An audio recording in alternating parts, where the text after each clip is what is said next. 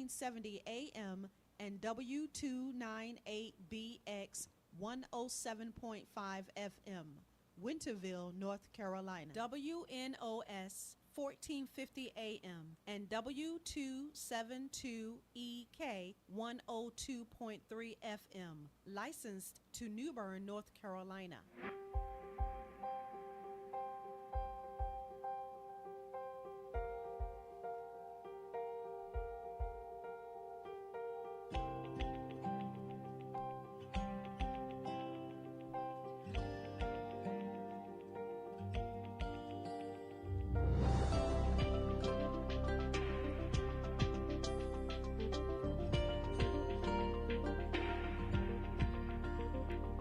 Motivations with Glenn.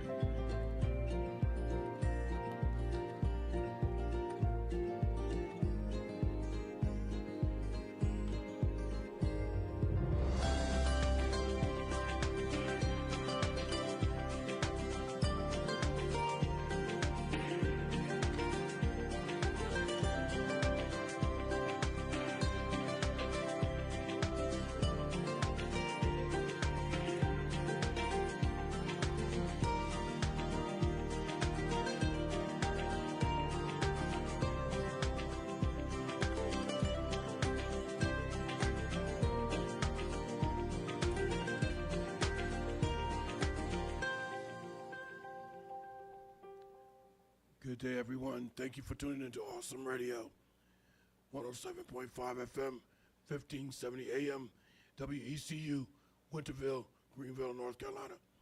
You are tuned into the Glenn Johnson Show, Motivations with Glenn and Apostle Jacqueline Cullins Williams, all happening now. We have a very interesting topic of discussion for you today. Apparently, about 3 weeks ago, I was traveling to a brain injury support group meeting in Goldsboro. And en route to the meeting, I listened to a particular radio station, and the host had mentioned traveling with COPD. I thought that was very interesting because I know people who have COPD. It's almost worse than asthma. It's a form of emphysema, I think. But anyway, that's one of the topics we're going to discuss today, plus some general travel and safety tips for everybody else. Here's Apostle Jacqueline Cullins Williams. Hey, Dr. Glenn, and to our listening audience on today. We are so happy that you are tuning in. As Dr. Glenn said, we're going to talk about COPD. I really didn't know much about it concerning traveling, but I see there's a lot of precautions here. And I know there are a lot of people that have COPD. This may help them, but there are also some tips here and some things about traveling, period, because this is the summer season where there's a lot of people that are traveling. A lot of people are getting out and going different places.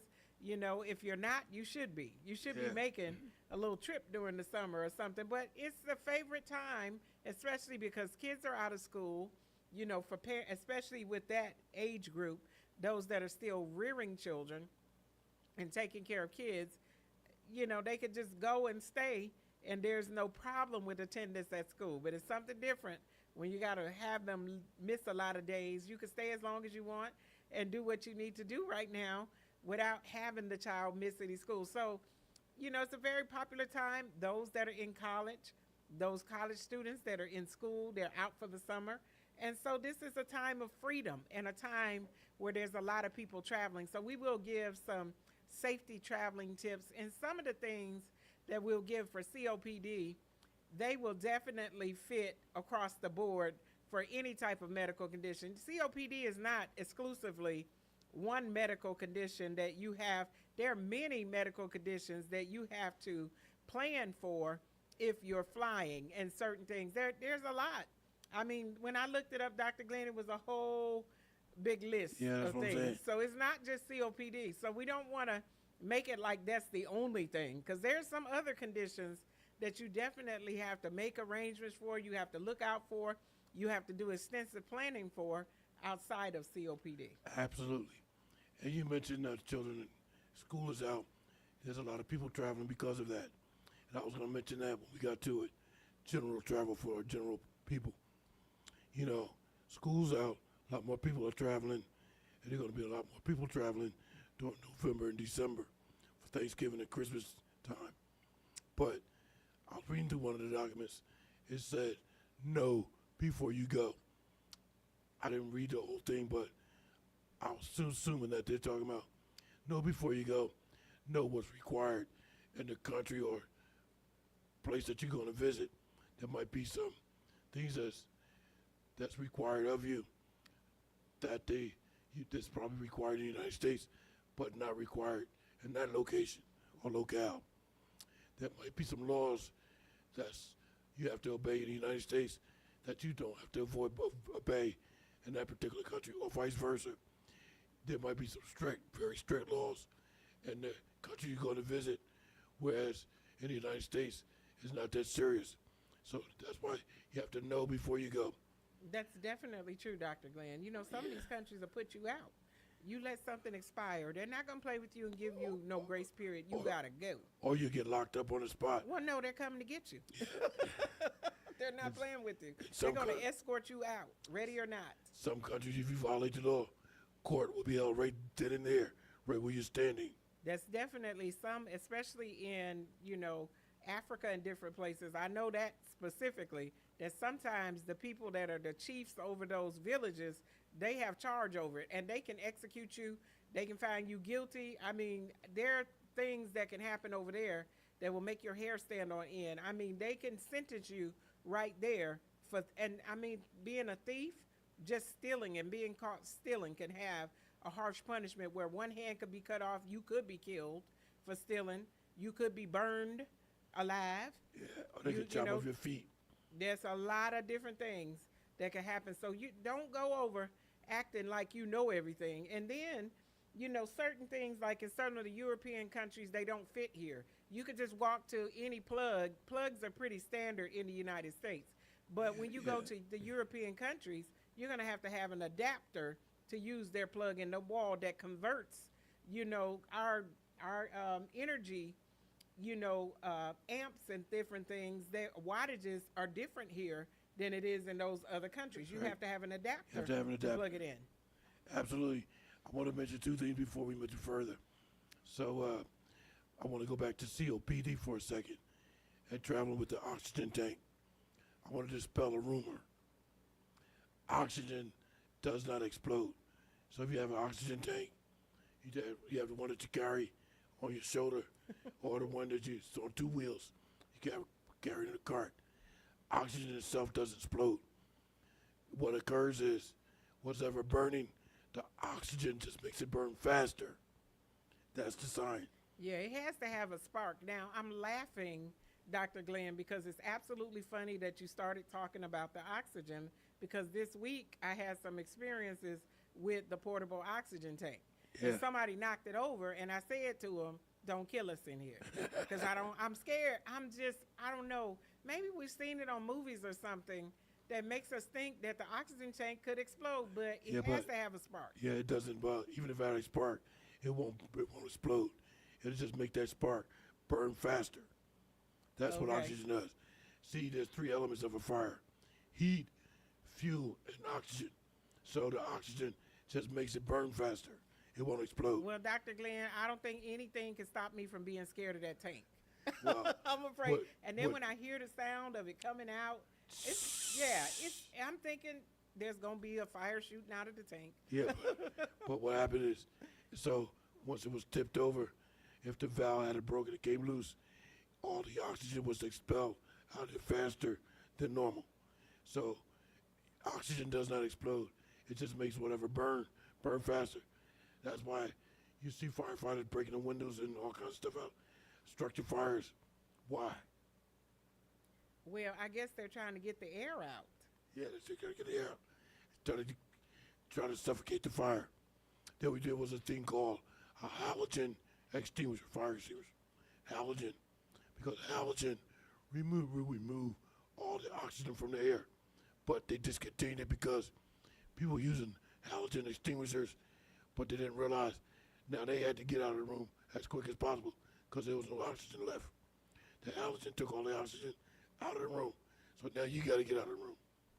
Well, Dr. Glenn, too, we just passed, the holiday, the particular holiday that we celebrate in July. And I learned that with my barbecue grill, that it smothered itself out because there was no oxygen or no air that could get in there. And I couldn't get the thing to burn. And it was just that the holes were clogged up on the bottom. Yeah, I'm glad you mentioned that because if you put a frozen turkey in a deep fryer or a pot with oil in it, you just drop it in there. Would that turkey explode? Absolutely yes. The turkey would explode because that spontaneous heat will cause the turkey to explode if it's frozen. Oh, I didn't know that. I mean, I've never seen one, and I never dropped one frozen anyways. Hey, don't do it. Don't do it. Hey, we have some good things that we're going to be putting out there. We want you to come right back. We are at our first break. I want to remind you that if you want to call in, you can call in and be live on the air with Dr. Glenn and myself. The phone number in the studio is 252-756-2008. You could call and you'll be live on the air. Maybe you want to add something in to what our subject that we're talking about. Maybe you have COPD and you want people to know some things about it. You can definitely call in, and we'd love to have you on. We'd love to hear from you on today or any of our travel tips. Maybe you have some things that you've learned that people may have not have looked at, and maybe you can give us some good tips while we're on the air today. We would love to hear from you. This is Glenn Johnson Show, Motivations with Glenn and Apostle Jacqueline Cullins Williams, right here on Awesome Radio. Back in a moment. Do you have documents that need to be notarized? We provide notary services by appointment. 252-756-3137. Owning your own home or purchasing another one is not as complicated as it may seem in today's time. You are invited to a free homeowners seminar Saturday, July 18th, beginning 11 o'clock a.m. in Washington at 801 West 5th Street. I am a first-time home buyer, so do I really need a down payment? Or is there a special program out there for me? Well, this free homeowners seminar with Realtor Janessa Tetterton of Phantom Realty will explain the home buying process and will prepare us for home ownership. Let Janessa know to save you a seat at this free homeowners seminar. Register today by calling or texting 252-402-5891. That's Saturday, July 18th, beginning 11 o'clock a.m. in Washington at 801 West 5th Street. Free refreshments provided by sponsor Redemption Tabernacle Church, Bishop Dr. C.E. Tetterton, and Honorary Mother Tetterton. 252-402-5891. Hello, this is Erin Thompson. Thank you for listening to the Awesome Radio Network. Awesome Radio. Yes, awesome. Awesome. Can you feel it? Awesome. Awesome. Welcome back, ladies and gentlemen, to the Glenn Johnson Show, Motivations with Glenn and Apostle Jacqueline Cullins Williams. We're doing a topic on traveling and traveling with COPD and general traveling safety tips for other general population. Now, I'm going to ask Apostle, I'm probably thinking that we're going to do a part two. But with that being said, because we still have to get to traveling with COPD requires careful planning. And I know that for a fact. Careful planning with your doctor. There's some requirements that you have to meet. Also, can people with COPD fly? What you need to know. So we're going to get to those before we get to the general safety requirement or safety tips for our general population. Apostle? Yes, let's look at traveling with COPD. But first, let's define what COPD means. Yeah, absolutely. We're using that. We're using the acronym, but we need to know what it means. It means chronic obstructive pulmonary disease. Chronic obstructive pulmonary disease. And this particular illness or disease deals with the lungs. It deals with breathing and the lungs mostly. And Apostle, since you mentioned that, could I also mention that, there's a lot of breathing situations. There's emphysema, emphysema, bronchitis, asthma, various things concerning your breathing. And breathing is very, very serious and essential, because if you're not breathing, you're not going to be alive. Well, and that's exactly what it is, when you're looking at certain programs, the ABCs, it's airway first. Airway is breathing. That's the most important thing. If you don't have breath, you're not alive. You're not going to live if you can't get your breath. So Absolutely. that is why it's most important as an A in the ABCs. It's an A, the airway. And it's very important. And with coronary obstructive pulmonary disease, flying can definitely be one of the things that needs pre-planning. It needs careful planning, and it needs you have to look at that and be ready before you think about getting on a flight. And I'm talking about going on vacation wherever you're going to, even when you get there, how you stay in a hotel. The airline has to be notified before you go. You can't just show up with an oxygen tank if you use That's it. right. There's certain things that have to go. So we're going to break it down and look at it a little bit more essentially. We're going to go and examine it. And so we're looking at the traveling with COPD, which has a lot of information. Yeah, a lot. A lot of information. And I was over here. I didn't bring my sticky notes today. But I was over here highlighting. I saw that. I did see that. I was busy highlighting plenty of things without my sticky notes. I left them. And listen, Dr. Glenn, it wasn't that I didn't mean to bring them. I accidentally left them in the car. Yeah, I saw you. I saw you over there highlighting. Yeah, so if I don't have the sticky notes, I'm gonna be in the highlighter are gonna have a lot of work to do. Now I want to mention something about traveling with COPD that's not essentially related to COPD, but traveling in general. And certain breathing requirements. I'm going to mention this very briefly. Singer Al Jarreau, jazz singer Al Jarreau, before he passed away, he was visiting the Alps. I think it was the French Alps or something. I know he was in the Alps. Because of high altitude, he started experiencing all kinds of stuff. He couldn't even perform where he was supposed to perform at because of that. It set him back. He had to be hospitalized. Well, and it's definitely the truth. I don't know about the Alps over there, but I know just here in the States where I came from Colorado to here, and it's high altitude. And there's a lot of people that struggle with breathing. I mean, you could be fit and every now and again get caught where you're struggling to breathe. And that's just because the air was so thin there. There are people that would come and be sick from altitude sickness, and they not understand it. It would attack your stomach. It would be like you had a stomach bug. But it's really an effect of not getting enough oxygen. Yeah, that's right. Even people with asthma. I recall when I was a transportation driver in Philadelphia, and I picked this lady up from her medical appointment, take her home. And she said, Mr. Johnson, just let me get nails. I got to go in, turn the AC on, fill the bathtub up.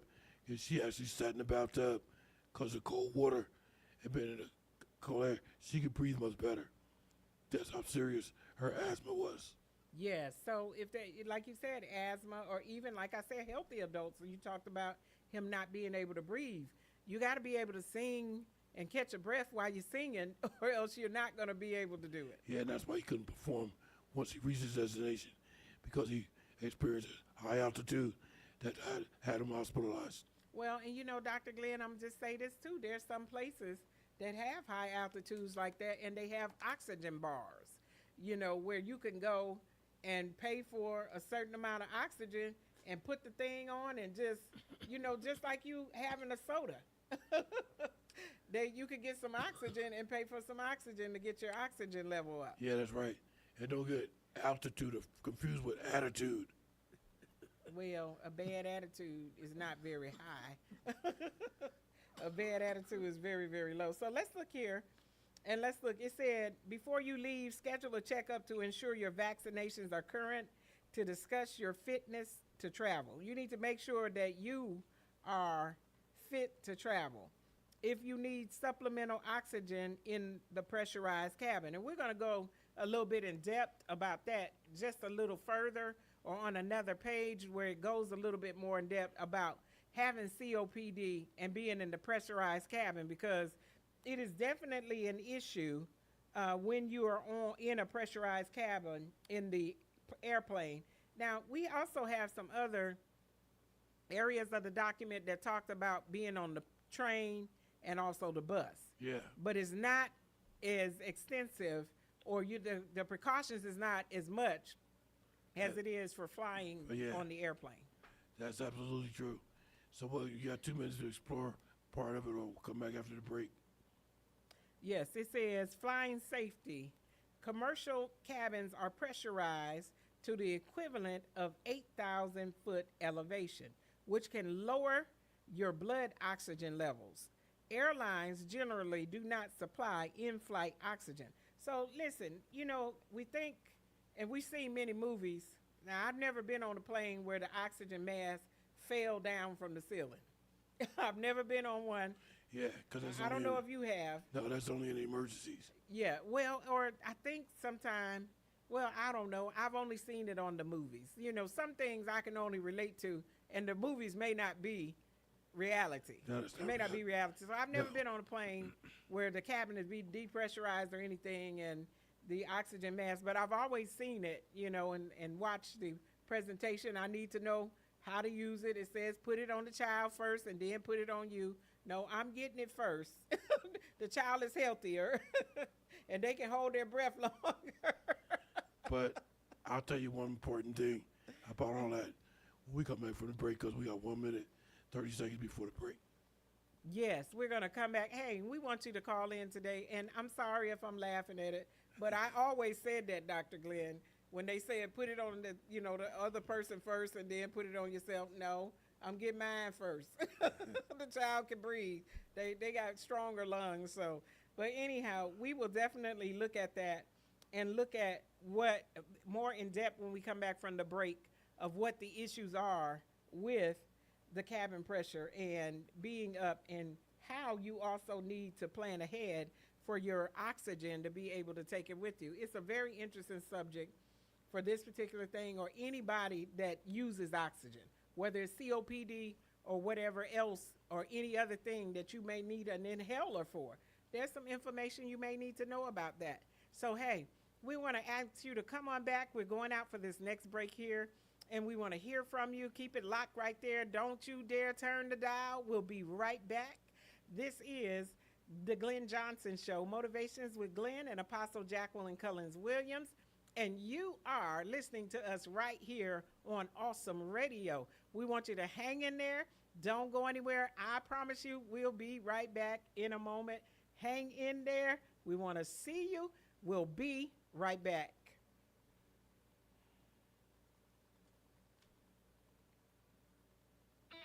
Big financial decisions are too important to make alone. Hi, I'm Rob West with today's Faith and Finance Minute.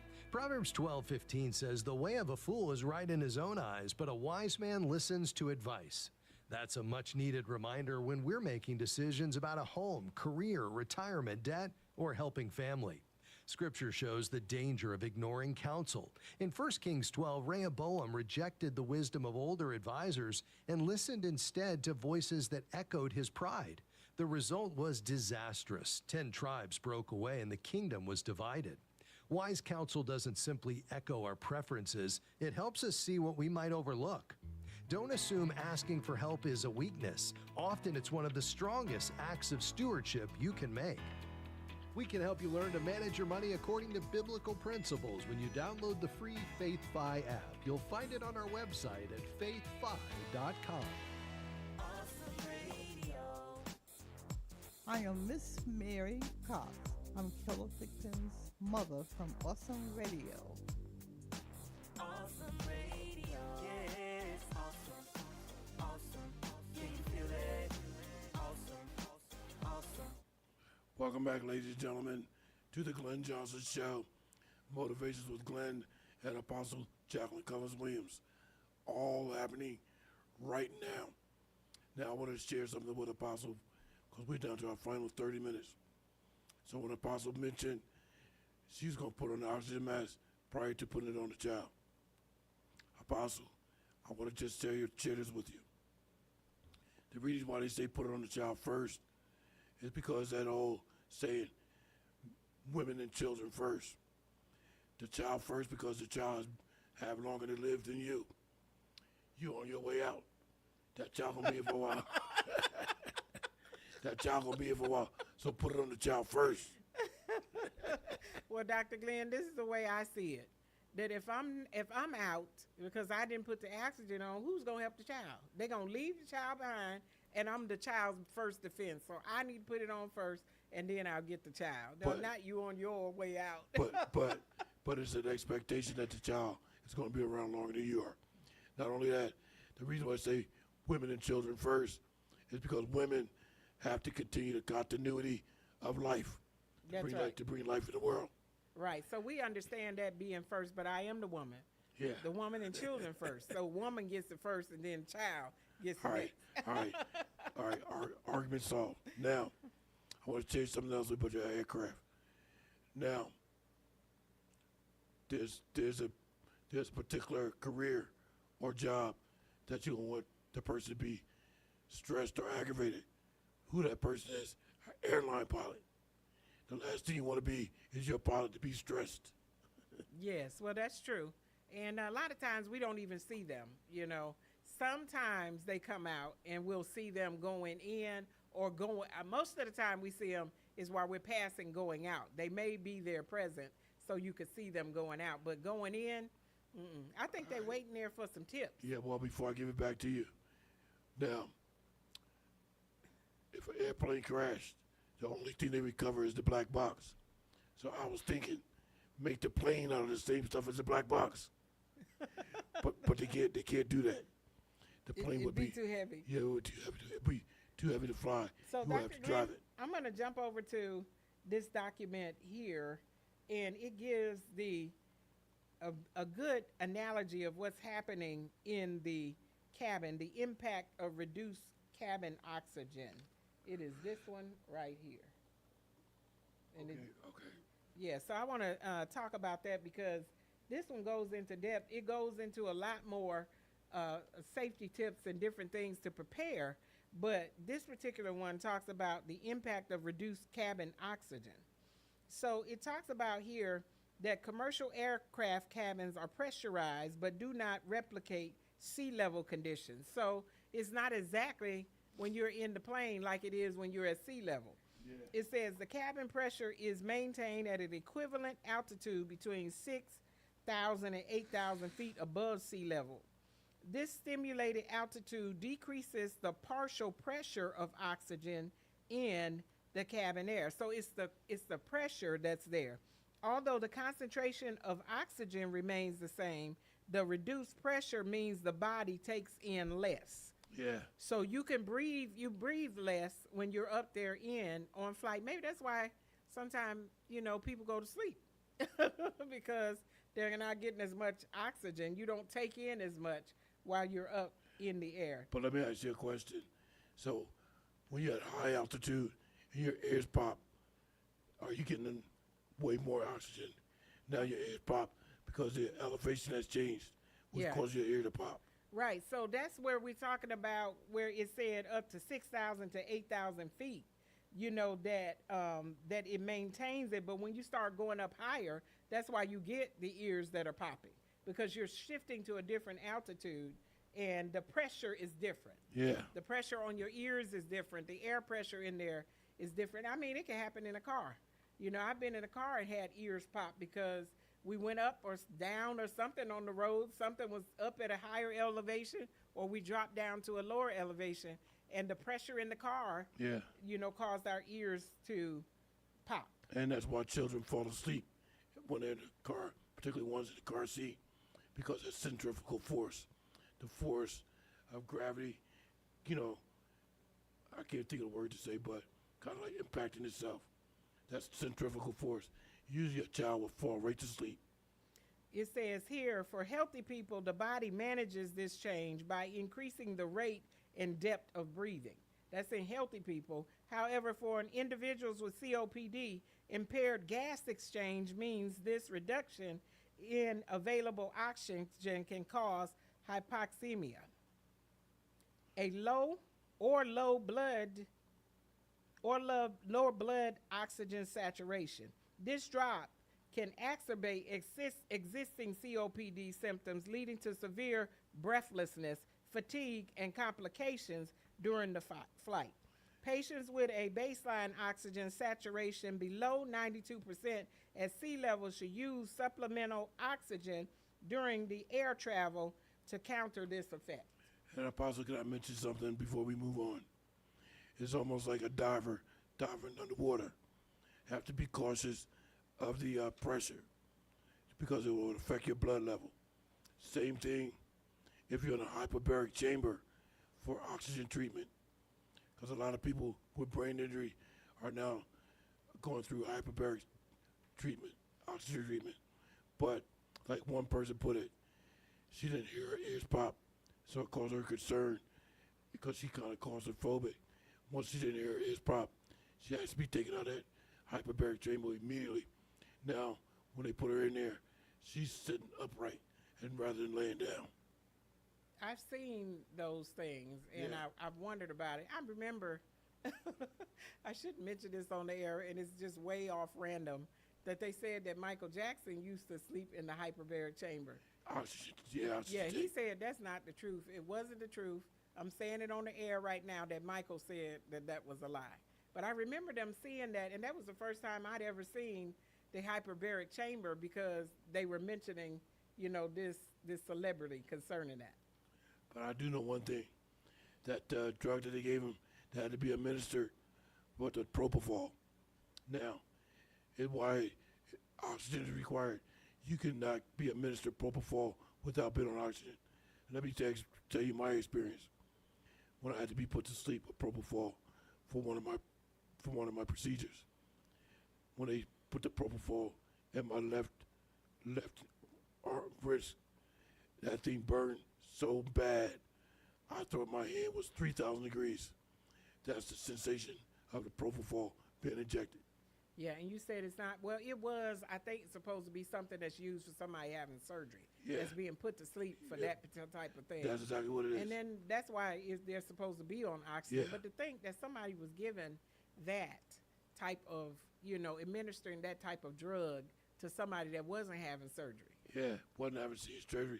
There was no way it should have been allowed to be administered out of the hospital. Well, and we see what happened. We Yeah. see what happened. And so, to other people that can afford to buy, because see, it's for regular folks, we're not getting a hold of stuff like that. That's why they We say. can't buy a doctor. Yeah. We can't pay enough to get our own private physician because we Well- don't have those millions like that. Well, not getting off track, but that's why they say it's only to be administered in a hospital setting because of the complications and severity of it. Once they put you to sleep with propofol, you have to be on oxygen, and there's some things they have to do in order for you to wake back up. So now when I go to the hospital for a procedure, they have to put me to sleep. I want to be put to sleep, but I don't want to be put Michael Jackson to sleep. Nobody wants that sleep. At least volunteering that has their good sense. They don't want it. None of us want to go down like that. Hey, Well, we're gonna have 20 more minutes to go. We're gonna get into some general travel safety tips for our general population, general audience. So stick around and stay possible. Take us up to the break. Hey, we want you to come on back. We have a few more things with the packing essentials, too, for COPD. There's some things that you need to take with you that you absolutely need to take outside of the oxygen tank and making arrangements for the oxygen tank. I'd really like to know how they're doing it with the tank on the flight. I don't think I've ever seen anybody with one, but maybe I haven't looked hard enough. But hey, we'll be right back after this break. We want you to come on. This is the Glenn Johnson Show, Motivations with Glenn and Apostle Jacqueline Cullins Williams, and you're listening to us right here on Awesome Radio Network. Don't change that dial. We'll be right back. Hang on, back in a moment. Copying God's design. This is Ken Ham, an Aussie transplant with a passion for sharing the truth of God's Word. As we learned earlier this week, there's a growing number of people who think artificially intelligent machines are the next step in human evolution. Some think they might even replace us or rule over us. But AI isn't evolving, and it's not the next step in our supposed evolution. Artificial intelligence is an example of biomimicry.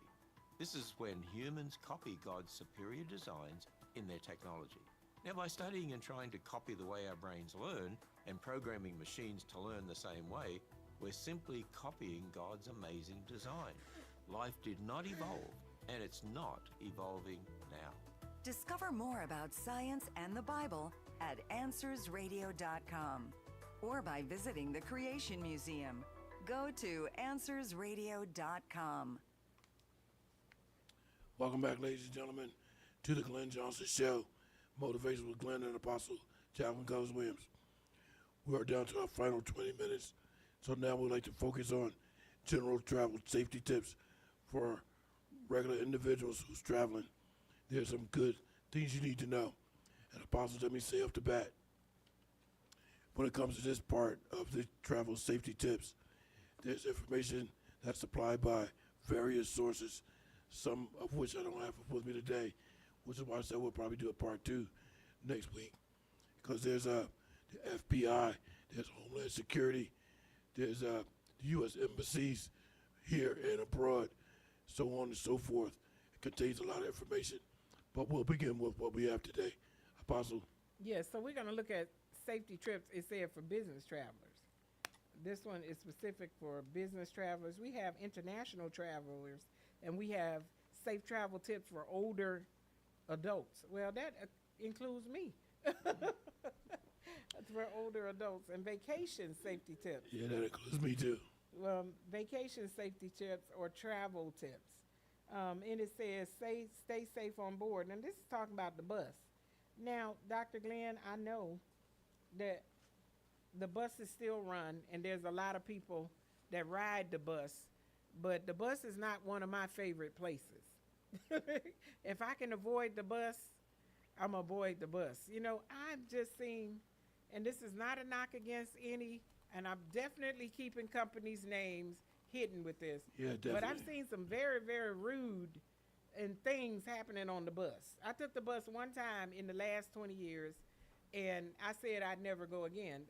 Those bus drivers, I mean, they were cussing the people out. They were treating them real nasty. And one time we were in the night, and they threatened to put a woman out in the dark, in the rain. If you say something else, we're putting you off the bus, they said to her. Well, not only about travel safety tips on a bus, you have to be mindful of the germs and bacteria that's associated with bus travel. Definitely. Well, the plane too. Well, I remember, particularly buses. I remember I did a topic on germs and bacteria. One of the number one places they found the bacteria to be at a very high level was the bus rails, the rails on the bus, handrails. Well, that's a lot of people getting on. They're going to grab that rail. Those stairs are steep, you know. Yeah, getting on and off.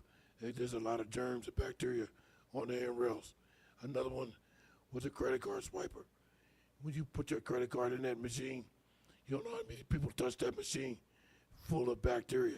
Well, that's at the drive-through window at a restaurant, you know, at a fast food place. People are handing over their cards. Them cards been everywhere. Some women keep it in different places that you don't even want to know about. And they can hand that card right over, you know, to them. And they need to be wearing gloves. Yeah. Touching money and then handling food. You don't know if they skip off that register and go right back there and start digging in the hamburger meat. Yeah. I hate to get off topic, but those are the things you got to be concerned about with bus travel. It said here to keep your eyes on your belongings. Yeah, definitely.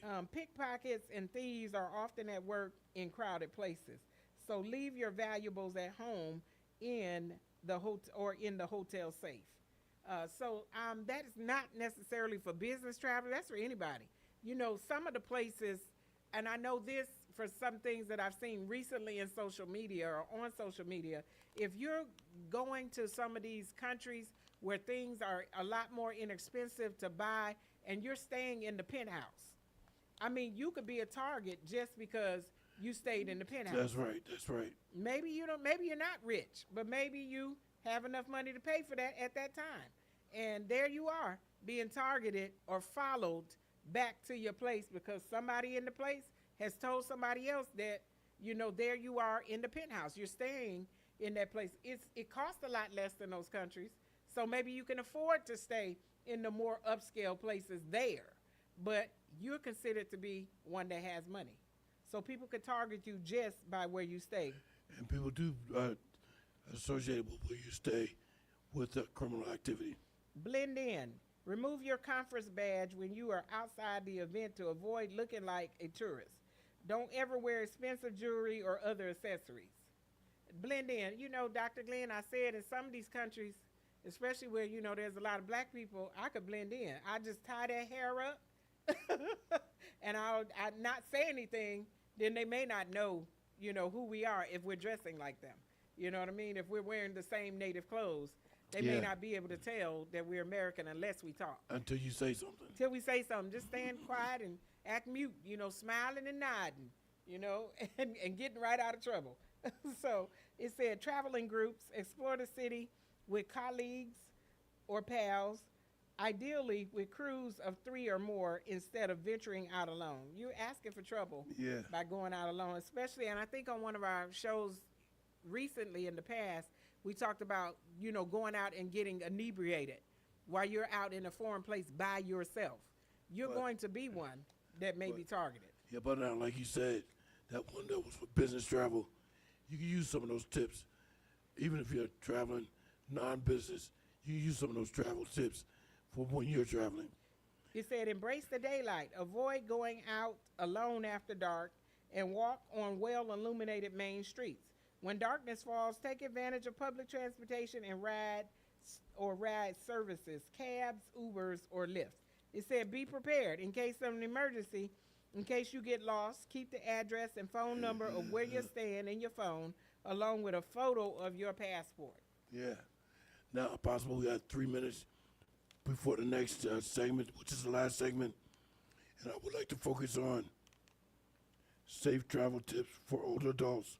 And then we'll follow that up with international travel safety tips and checklists. Yes. Dr. Glenn, I want to look at that right down the page. Okay. Where it talks here, because some of the other things we've already covered in other areas with the COPD, but it said guard against deep vein thrombosis. Deep vein thrombosis. It says older adults run a higher than average risk of deep vein thrombosis, which happens when blood clots form in your veins and block blood flow, usually in your legs. From sitting a long time on an airplane, train, car, or car can contribute to DMV.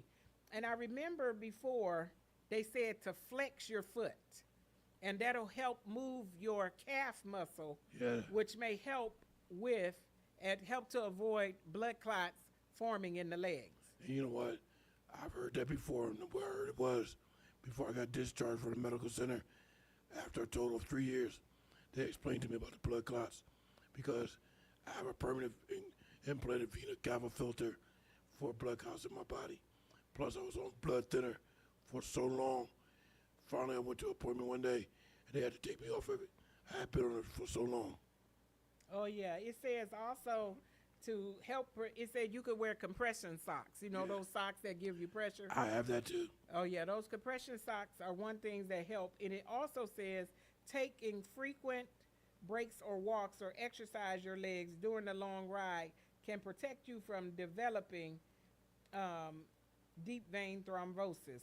Check with your healthcare provider. Yeah. So getting out to walk, you know, when you go to those gas stations or you stop to get something to eat, don't just go through the drive-through. Get up and walk around. And I know all of us have seen in our lives, we'll be in the company of an older person. They'll be sitting down and all of a sudden they say, look, I have to get up and walk around for a little while, or I have to get up and stretch because I don't, you know, something is going on, blah, blah, blah. And that's probably what it is. They had to get up and stretch to get movement to help the circulation in their feet. Well, and keeping your feet up a little bit can help too by having them elevated. Like if you could get on the back seat, sit on the back seat and swing your legs up there with a pillow, and keep them elevated. That's a good idea. Instead of, I believe the problem is sitting with them hanging down for a long time in the same position there and not getting good circulation in. Yeah, sometimes they just get numb. Yeah, so get in the back seat and put your feet up there if you have room there. Don't sit, crouched over in the same place the whole time. Put them feet up. Get some pillows. I've even put my foot on top of something in the front seat so that it wasn't directly on the floor. Dr. Glenn? Ladies and gentlemen, stick and stay. We'll be back in a moment. You are still tuned into the Glenn Johnson Show. Motivation with Glenn and Apostle Jacqueline Cullins Williams. We'll have our final 10 minutes in a moment. Apostle will take us out to the break. Hey, come on back here. We'd love to hear from you. This is the Glenn Johnson Show with Apostle Jacqueline Cullins Williams right here on Awesome Radio. We will be back in a moment. Owning your own home or purchasing another one is not as complicated as it may seem in today's time. You are invited to a free homeowners seminar Saturday, July 18th, beginning 11 o'clock a.m. in Washington at 801 West 5th Street. I am a first-time home buyer, so do I really need a down payment? Or is there a special program out there for me? Well, this free homeowners seminar with Realtor Janessa Tetterton of Phantom Realty will explain the home buying process and will prepare us for home ownership. Let Janessa know to save you a seat at this free homeowners seminar. Register today by calling or texting 252-402-5891. That's Saturday, July 18th, beginning 11 o'clock a.m. in Washington at 801 West 5th Street. Free refreshments provided by sponsor Redemption Tabernacle Church, Bishop Dr. C.E. Tetterton, and Honorary Mother Tetterton. 252-402-5891. Faith. Some days it can feel so daunting, can't it? I'm Lena Abijamra, and this is Today's Single Christian. Faith is at the heart of who we are as Christians. We are people of faith. We believe in a Savior we have never seen. We have received salvation by faith. Yet when it comes to everything in our life, from dating to marriage to child rearing, we try every technique but faith. We strive and we wrestle, we work and try to impress, we perform and we wonder how much more we need to do. But perhaps the problem is that faith isn't about doing at all. In Hebrews 11, we're told that faith is being sure of what we hope for and certain of what we do not see. In other words, faith sees God working where His hand seems invisible. Are you worn out trying to make your life work? Are you exhausted trying to get your stuff unstuck? Are you working hard to convince God to give you the desires of your heart? Perhaps it's time to stop. Perhaps it's time to start living by faith. For more, visit todaysinglechristtian.com. Awesome Radio. Yeah, it's awesome. Awesome. Can you hear it? Awesome. Awesome. Welcome back, ladies and gentlemen, to the Glenn Johnson Show. Motivations with Glenn and Apostle Jacqueline Cullins Williams. This is our final 10 minutes of today's broadcast. So now I would like to focus on healthandaging.org, safe travel tips for older adults. Before you board a plane, train, cruise, or get in your car for a vacation, be sure to check out these expert tips and recommendations from the American Geriatric Society Health and Aging Foundation. Whether you are traveling overseas or just a short distance from home, it is important to plan ahead for your health care needs. The first one they mention is find out if you need, let me read that again. Find out if you need to update your vaccinations. If you are traveling overseas, you may need certain vaccinations before departing. In some cases, up to 6 weeks before you leave, visit the Center for Disease Control and Prevention, CDC, Travelers Health website. Then it gives the website to learn what measures you and your fellow travelers may be required to follow when traveling abroad. Definitely. And learn about what's going on over there. You know, a mosquito over here could bite you and you didn't get sick from it. You just got a little bump. You can go to another country and a mosquito, same type of bug, insect, bite you and you can end up sick with malaria. Some places where the flies, you know, you can just fan a fly away, kill it here.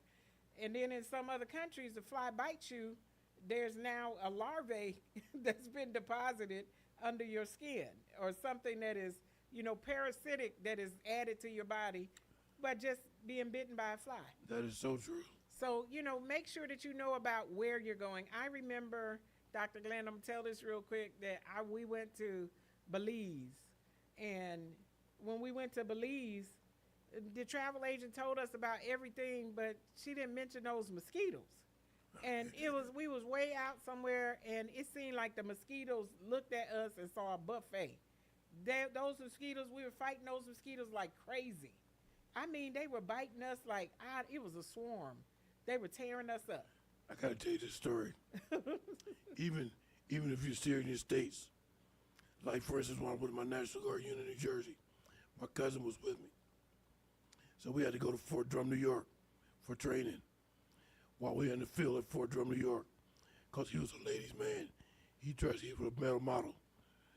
And he splashed on all this aftershave lotion and cologne and stuff. I said, man, we're going out to the woods. We're going in the field. We're not going to no club with girls and stuff. He put all that stuff on. The mosquitoes showed up like helicopters. You should have saw how swole he was. There must have been something in it that attracted them. Yeah, all the stuff he splashed on. Well, we didn't have anything on. We were just out, you know, seemed like we were just outside of the city, or the zoo was outside of the city, like with a wooded area and water around and stuff. Before we move, I got to tell you, you should have saw how swole he got. From those mosquitoes, I can imagine, because they can make you sick too. Even though it's not malaria, you still could be allergic to them. But he was swollen big time. Oh, yeah. I have some relatives that they would bite, and it would just always make a bad sore or an infection, you know, from getting those mosquito bites. So you need to ask about things there. It talked about here about not drinking water, and this is the second page, that it said not drinking water that is not safe to brush your teeth. You know, a lot of times people won't use the water to drink if they know it's unsafe, but they'll still brush their teeth with it. You could still get the very same infection, or you could get sick from that water if that water is not safe. You know, some countries, they tell you don't drink the water. Yeah, they'll tell you flat out. Yeah, don't drink the water. Because I have seen in some places here in the States where you go to the faucet to get water, the water come out looking brownish or orange. I'm telling you, I know some right now. There's some places that I that I visit or I frequent, and the water is brown and it smells funny. Now, they're using it, they're drinking it or whatever, but that's their body. I just don't think that brown water is safe. It's something in it that doesn't look clean, something that has not been flushed. I can't trust their city people to be taking care of that water when it's brown. That's right. You know, come into the tub brown, and it's already coming out of the sink brown. Now, I have brushed with those waters because the other people are drinking it. You know, it doesn't say that it's not safe or that you need to boil it, but other places in other countries, I will not touch the water. I make sure that I have my own water when I go to those places. So, you know, that's some of the things that you need to look up and find out, and also get into some of the groups that have blogs and different things about traveling to those places, and they can give you inside information about what you should do and what you should not do. But bring that bug spray, because you never know which country is going to have a lot of bugs or a lot of mosquitoes per se. And I just want to mention, even if you have somebody traveling from overseas that's visiting you here in Pitt County, you got to realize sometimes they might look at your water and say your water looks funny. That's because it might have been flushed, or it just might have some kind of something in it, which is why I'm just mentioning this. Hate to mention their name, but Greenville Utility has a treatment plant they're constantly updating to purify the water. Yeah, and sometimes they'll tell you that for a few days you're going to see the water smells like a certain way. But I'm just being honest with you, Dr. Glenn, where I came from with that fresh mountain spring water, that water was a lot better tasting than what I've experienced down here. That water was clearer. There's that mountain water. That water is something about that mountain water that's just, you know, we have people come up to visit and they say, we could drink the water straight from the faucet up there because, I mean, it's a higher elevation. It just tastes different. Not that it's better, but I'm just saying it tastes different. We have 3 minutes to go. I just want to mention we're going to do a part 2 next week because there's some documents that didn't print out. Like I said, there's a lot of information from various sources.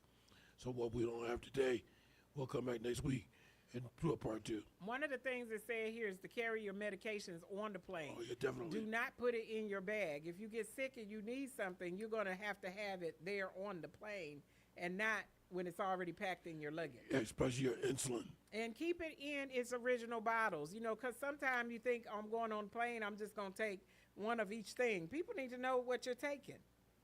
If you get sick from something, they need to know what you took. Yeah. Don't take medication out of a bottle and put it in another bottle that has a different label. Yeah, because, you know, sometimes they may take their medicine for that whole night and put it in an empty bottle, and it's 5 different pills. That's what we're talking about. Take your medicine in a bag, all of it. You can get a little Ziploc bag and put it in there, you know, and put it right into your hand carry. You have to hand carry something sometime, you know, especially if you're taking medicine and things. And Dr. Glenn, like I said, I'm going to find out and look at some pictures of people with the oxygen tank on the plane because I don't think I've ever seen one. Yeah, definitely do that. I want to mention one final thing about medication. You know, you get a prescription from your doctor. It is a use as directed or use as prescribed. Those 2 words have been changed according to military standards. Use as your regular regimen because they don't want to be confused with directions or prescribed. So regimen.